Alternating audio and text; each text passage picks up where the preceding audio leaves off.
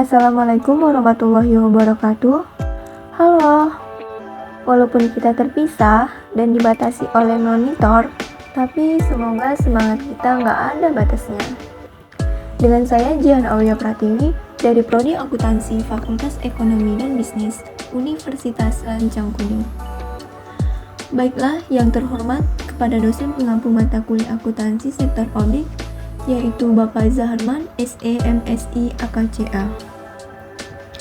Baiklah, pada video kali ini saya akan membahas tentang anggaran sektor publik. Kata anggaran seharusnya tidak asing lagi buat kamu. Saya yakin kamu sudah sangat sering menyebutkan kata anggaran di kehidupan sehari-hari. Contohnya, kamu mau mengajukan proposal untuk membeli handphone baru kepada orang tua dengan budget 5 juta.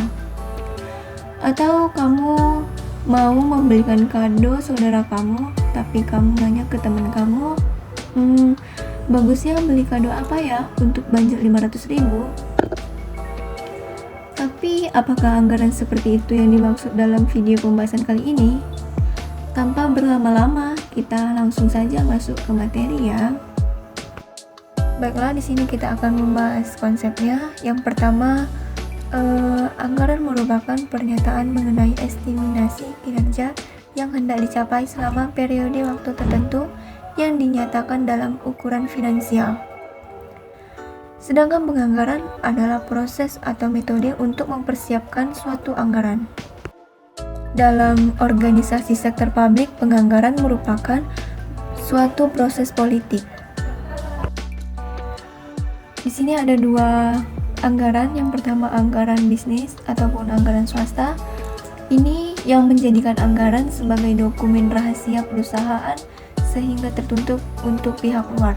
Lalu anggaran publik merupakan anggaran yang merupakan dokumen publik yang bisa diakses oleh publik untuk diketahui, diberitahukan, dikritisi, serta diperdebatkan. Selanjutnya yaitu pengertian anggaran sektor publik. Anggaran sektor publik ini adalah pertanggungjawaban dari pemegang saham manajemen organisasi untuk memberikan informasi tentang segala aktivitas dan kegiatan organisasi kepada pihak pemilik organisasi atas pengolahan dana publik dan pelaksanaan berupa rencana-rencana program yang dibiayai dengan uang publik. Isi dari anggaran ini adalah rencana kegiatan dalam suatu periode yang dipresentasikan dalam bentuk rencana pendapatan dan belanja dalam suatu moneter. Anggaran itu berbentuk suatu dokumen yang menggambarkan kondisi keuangan dari suatu organisasi sektor publik yang meliputi informasi mengenai pendapatan, belanja, dan aktivitas. Anggaran berisi estimasi mengenai apa akan yang dilakukan organisasi di masa depan. Lalu selanjutnya kita akan membahas fungsi anggaran sektor publik. Yang pertama, sebagai alat perencana. Anggaran digunakan untuk merencanakan kegiatan apa saja yang akan dilakukan oleh organisasi sektor publik beserta rincian biaya yang dibutuhkan dan direncanakan sumber pendapatan yang akan diperoleh organisasi sektor publik. Anggaran sebagai alat perencanaan ini digunakan untuk pertama, merumuskan tujuan dan sasaran kebijakan agar sejalan dengan visi misi sasaran yang sudah ditetapkan. Lalu selanjutnya merencanakan berbagai program, kegiatan, serta sumber pendapatan. Lalu yang ketiga, mengalokasikan dana untuk program dan kegiatan yang sudah disusun. Kemudian yang terakhir yaitu menentukan indikator kinerja dan pencapaian strategi. Lalu fungsi yang kedua yaitu sebagai alat pengendalian. Anggaran berisi rencana detail atas pendapatan dan pengeluaran organisasi sektor publik. Dimaksud dengan adanya anggaran, semua bentuk pengeluaran dan pemasukan dapat dipertanggungjawabkan kepada publik.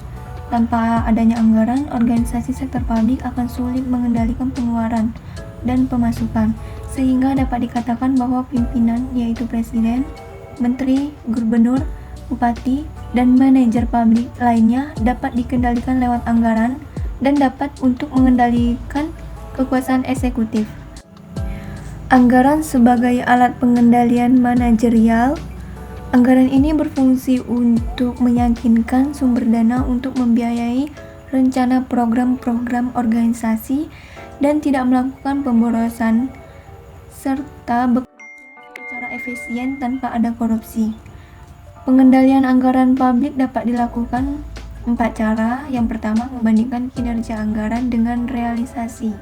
Yang kedua, menghitung selisih anggaran. Yang ketiga, menemukan pos-pos biaya yang dapat dikendalikan dan tidak dapat dikendalikan. Lalu cara yang terakhir yaitu merevisi anggaran biaya dan pendapatan untuk tahun berikutnya. Fungsi yang ketiga yaitu sebagai alat kebijakan fiskal.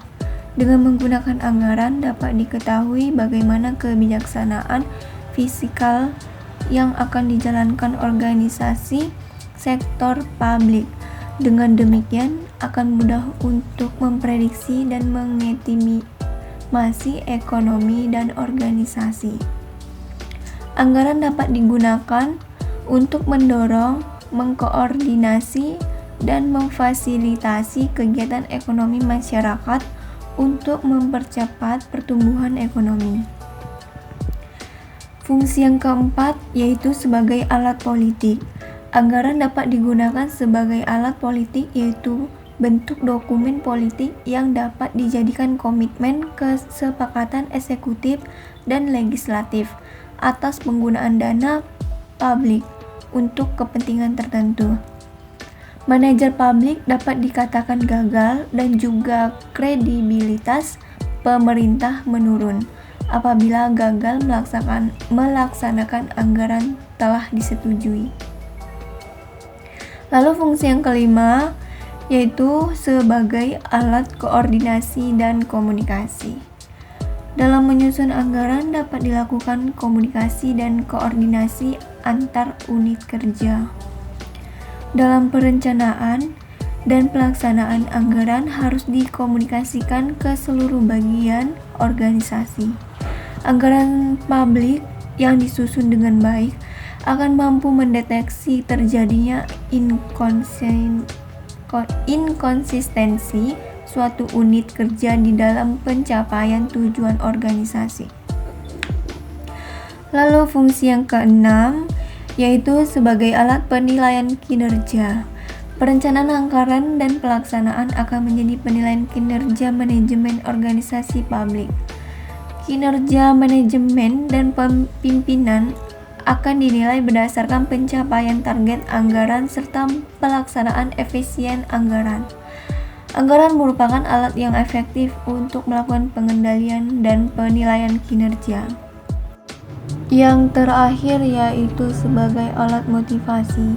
Kenapa motivasi masuk ke dalam fungsi anggaran ini? Karena anggaran dapat digunakan untuk memberikan motivasi bagi pimpinan dan karyawan dalam bekerja secara efektif dan efisien. Dengan membuat anggaran yang tepat dan dapat melaksanakannya sesuai target dan tujuan organisasi, maka manajemen dikatakan mempunyai kinerja yang baik. Kemudian kita akan membahas karakteristik anggaran sektor publik. Anggaran mempunyai karakteristik yaitu yang pertama, anggaran dinyatakan dalam suatu keuangan dan satuan selain keuangan. Yang kedua, anggaran mempunyai mencakup jangka waktu tertentu, 1 atau beberapa tahun. Lalu yang ketiga, anggaran berisi komitmen atau kesanggupan manajemen untuk mencapai sasaran yang ditetapkan. Lalu yang keempat yaitu usulan anggaran ditelaah dan disetujui oleh pihak yang berwenang lebih tinggi dari penyusutan. Lalu yang terakhir yaitu sekali disusun, anggaran hanya dapat diubah dalam kondisi tertentu. Selanjutnya, kita akan membahas proses penyusunan anggaran sektor publik. Di sini ada 4 tahapan. Yang pertama yaitu tahap persiapan anggaran. Pada tahap ini dilakukan taksiran anggaran harus diketahui atas dasar taksiran pendapatan yang tersedia. Yang perlu diperhatikan adalah sebelum menyetujui taksiran pengeluaran, terlebih dahulu hendaknya dilakukan taksiran pendapatan secara lebih akurat. Lalu tahap kedua yaitu tahap ratifikasi anggaran. Tahap ratifikasi merupakan tahap pengesahan anggaran. Tahap ini melibatkan proses politik yang cukup rumit dan cukup berat. Pimpinan eksekutif dituntut untuk memiliki managerial skill dan political skill, salesmanship, dan coalition holding yang memadai, integritas dan kesiapan mental yang tinggi dari eksekutif sangat penting dalam tahap ini, karena eksekutif harus mempunyai kemampuan untuk memberikan argumen yang rasional atas segala pertanyaan dan bantahan yang disampaikan oleh legislatif. Lalu tahap ketiga yaitu tahap pelaksanaan anggaran. Dalam tahap ini, pelaksanaan anggaran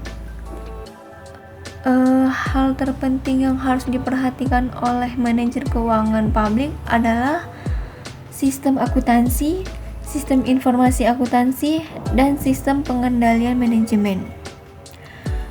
Manajer keuangan publik dalam hal ini bertanggung jawab menciptakan sistem akuntansi keuangan memadai dan handal untuk merencanaan dan pengendalian anggaran yang telah disepakati, bahkan dapat diandalkan untuk penyusunan periode anggaran tahun berikutnya. Lalu tahap yang keempat yaitu tahap pelaporan evaluasi. Tahap ini adalah tahap akhir dalam siklus penganggaran. Tahap ini anggaran dipertanggungjawabkan dalam bentuk laporan kerja dan dievaluasi pelaksanaannya. Selanjutnya kita akan membahas klasifikasi atau jenis-jenis anggaran sektor publik. Yang pertama yaitu pendekatan tradisional. Pendekatan tradisional ini memiliki dua ciri utama, yaitu yang pertama cara penyusunan anggaran yang didasarkan atas pendekatan instrumentalisme, yaitu hanya menambah atau mengurangi jumlah rupiah pada item-item anggaran yang sudah ada sebelumnya sebagai dasar untuk menyesuaikan besarnya perubahan atau pengurangan tanpa dilakukan kajian yang mendalam. Lalu ciri utama yang kedua yaitu struktur dan susunan anggaran yang bersifat line item adalah penyusunan anggaran yang didasarkan kepada dan dari mana dana berasal atau pos-pos penerimaan dan untuk apa dana tersebut digunakan atau disebut dengan pos-pos pengeluaran. Lalu selanjutnya yaitu yang kedua pendekatan era neo-public management atau NPM. Reformasi sektor publik yang salah satunya ditandai dengan munculnya era NPM telah mendorong usaha untuk mengembangkan pendekatan yang lebih sistematis dalam perencanaan anggaran sektor publik, diantaranya yang pertama anggaran kinerja atau performance budgeting. Pendekatan kinerja disusun untuk mengatasi berbagai kelemahan yang terdapat dalam anggaran tradisional, khususnya kelemahan yang disebabkan oleh tidak adanya tolok ukur yang dapat digunakan untuk mengukur kinerja dalam pencapaian tujuan dan sasaran pelayanan publik. Lalu yang kedua yaitu anggaran berbasis nol, Zero Basis Budgeting atau ZBB. ZBB adalah sistem anggaran yang didasarkan pada perkiraan kegiatan, bukan pada yang telah dilakukan pada masa lalu. Setiap kegiatan akan dievaluasi secara terpisah. Ini berarti berbagai program dikembangkan dalam visi tahun yang bersangkutan. Yang ketiga yaitu pendekatan sistem perencanaan, program, dan anggaran terpadu atau planning, programming, and budget system atau PPBS. PPBS ini didefinisikan sebagai suatu anggaran di mana pengeluaran secara primer dapat dikelompokkan dalam aktivitas-aktivitas yang didasarkan pada program kerja dan secara sekunder didasarkan pada jenis atau karakter objek di satu sisi dan kerja di sisi lainnya.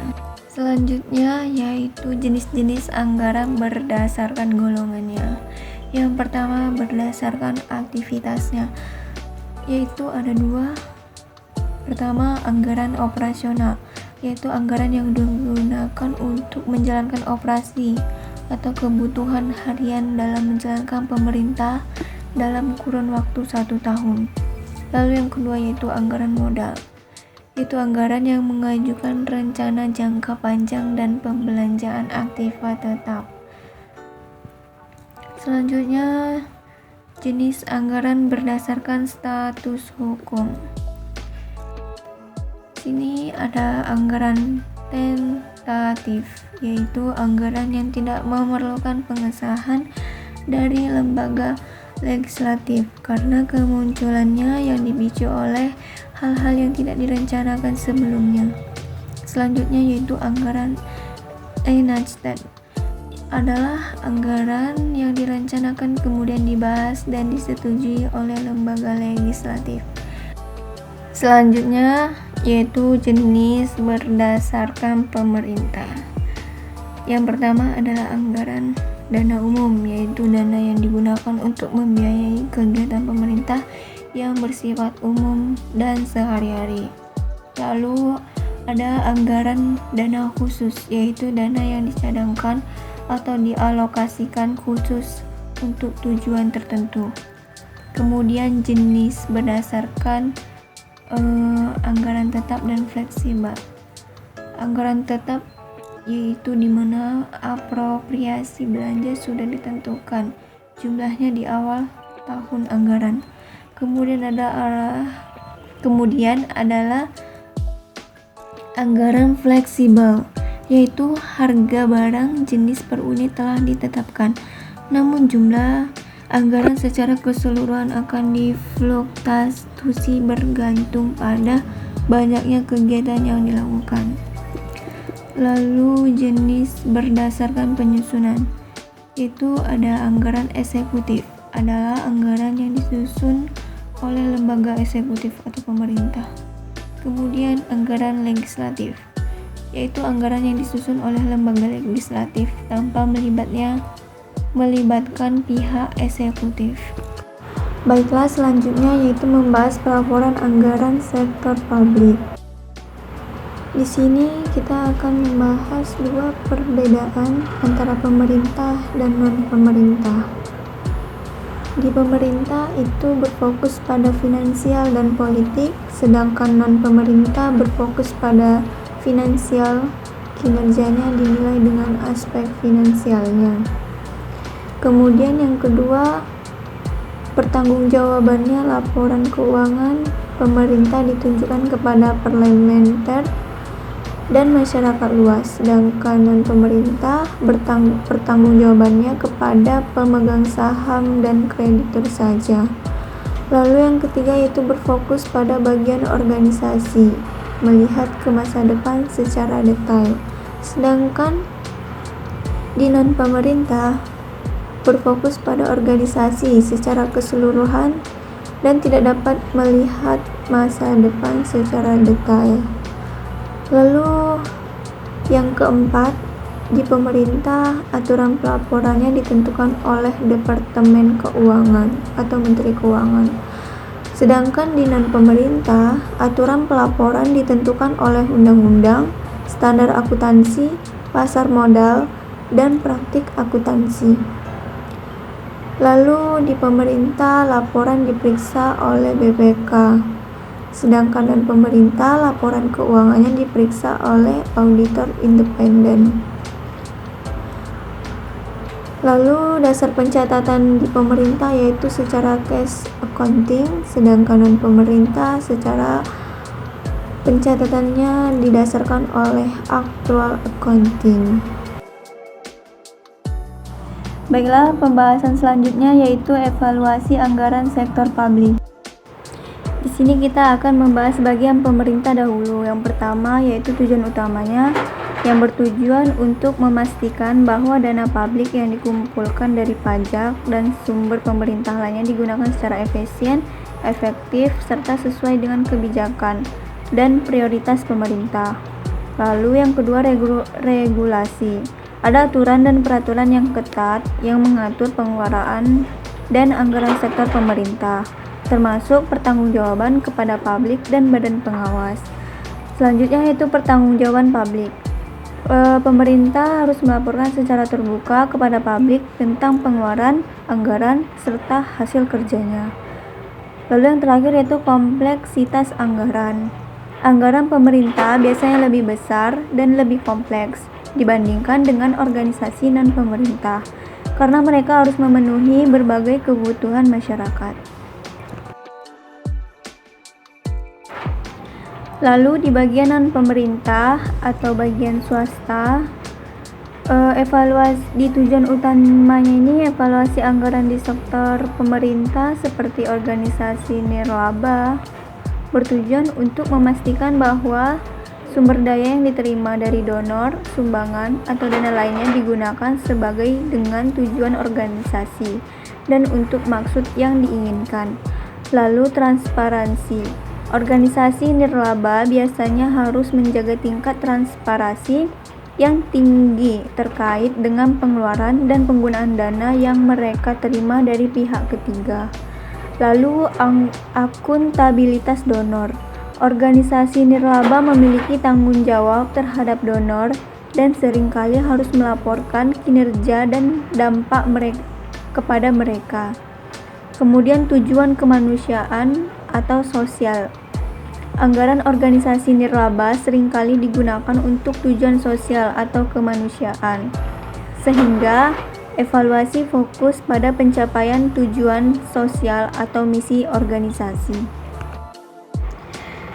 Jadi kesimpulannya adalah penganggaran sektor publik merupakan proses yang sangat vital bagi organisasi sektor publik. Anggaran publik sangat penting karena anggaran dapat membantu menunjukkan tingkat kebutuhan masyarakat. Di samping itu, anggaran juga merupakan instrumen kebijakan fiskal pemerintah untuk memenuhi keadaan ekonomi melalui kebijakan pengeluaran dan perpajakan. Dengan anggaran pemerintah dapat mengalokasikan sumber daya yang langka untuk menggerakkan pembangunan sosial ekonomi, menjamin kesinambungan, serta meningkatkan kualitas hidup masyarakat, dan yang lebih penting lagi, dapat merupakan sarana untuk menunjukkan akuntabilitas pemerintah terhadap publik. Anggaran sektor publik terdiri dari anggaran operasional dan anggaran modal investasi. Baiklah, sekian dari pembahasan pada video kali ini. Saya mengucapkan terima kasih kepada yang sudah menonton hingga selesai, dan saya akhiri dengan wassalamualaikum warahmatullahi wabarakatuh.